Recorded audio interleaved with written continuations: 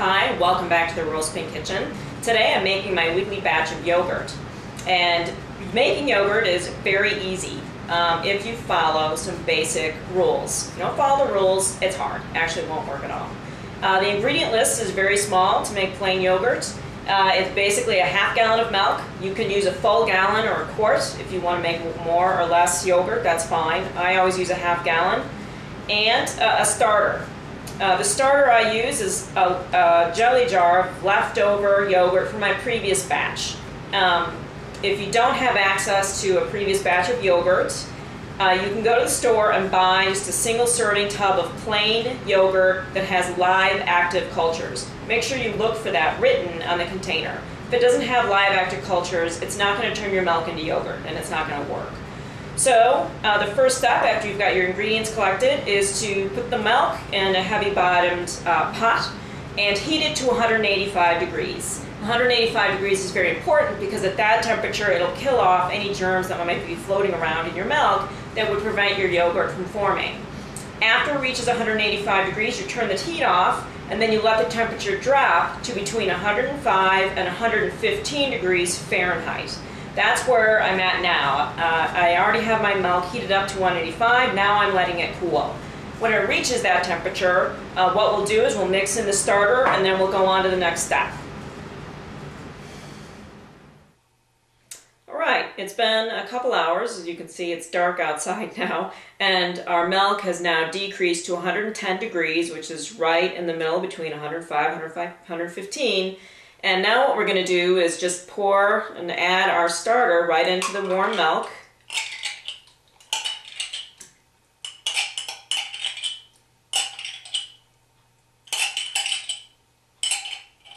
And then stir it in real good.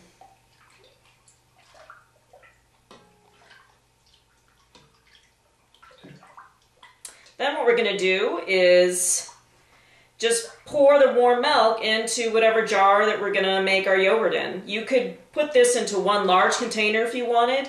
I'm making individual servings, and what I did was just take jelly jars and I put a tablespoon or two of homemade jam in the bottom of several of them. In this one I have some fig plum preserves that I made in the summer, and then in a couple of these there's some peach butter. And then for the first time, I'm going to be trying out some coffee yogurt. And for this, someone gave me some instant coffee grounds. So what I did was I just took a couple tablespoons and just put it in the bottom of one of these. And what we're going to do is just take a funnel and ladle our well-mixed milk into here, which has been inoculated with our starter.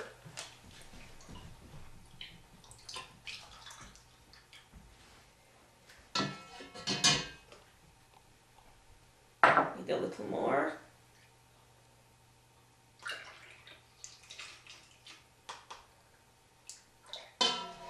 For this particular batch with the coffee in it, I'm just going to stir the instant coffee in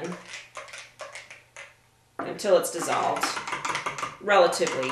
You know, none of this stuff, I'm not the most exact person on the planet, nor do I have a ton of time, even though I obviously spent a lot of time doing this kind of stuff.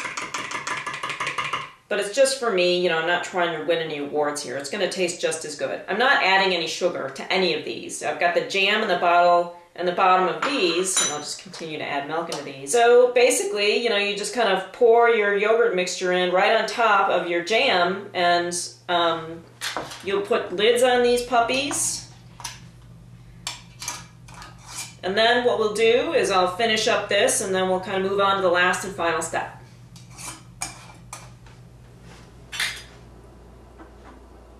Welcome to my kitchen floor. What I have here is the world's cheapest yogurt maker, which is basically a cooler. I don't own a yogurt maker. I don't like owning electric appliances for a variety of reasons. My dog. So I just use a cooler. It's cheaper. To me, it's easier. It's foolproof. I know exactly what it does. So you just need a cooler.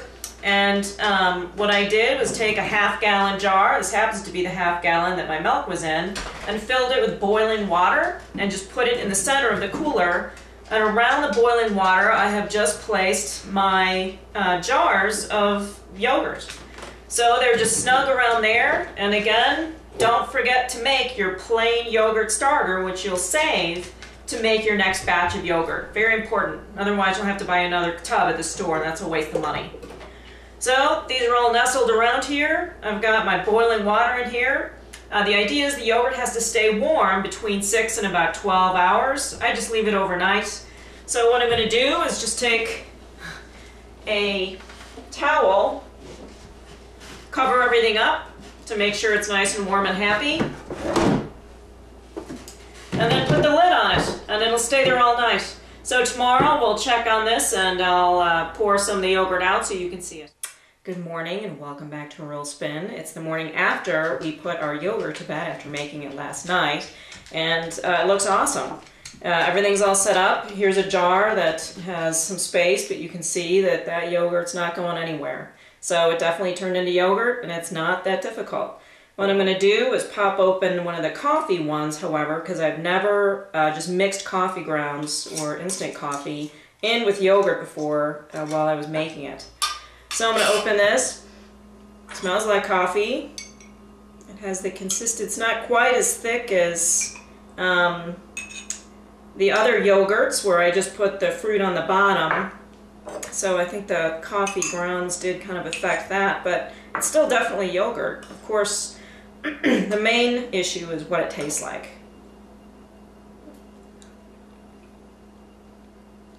Tastes like coffee. I'm happy. So I call that a success, even though it's not quite as thick, but as you can see, the rest of the yogurt's very thick. And what I'll do with this particular jar is I'm going to strain it and turn it into yogurt cheese, which I'll use in different dishes, Mexican dishes, even Italian and things like that. So please do take some risks and try to make some yogurt for yourself. I think you'll be really happy with the results.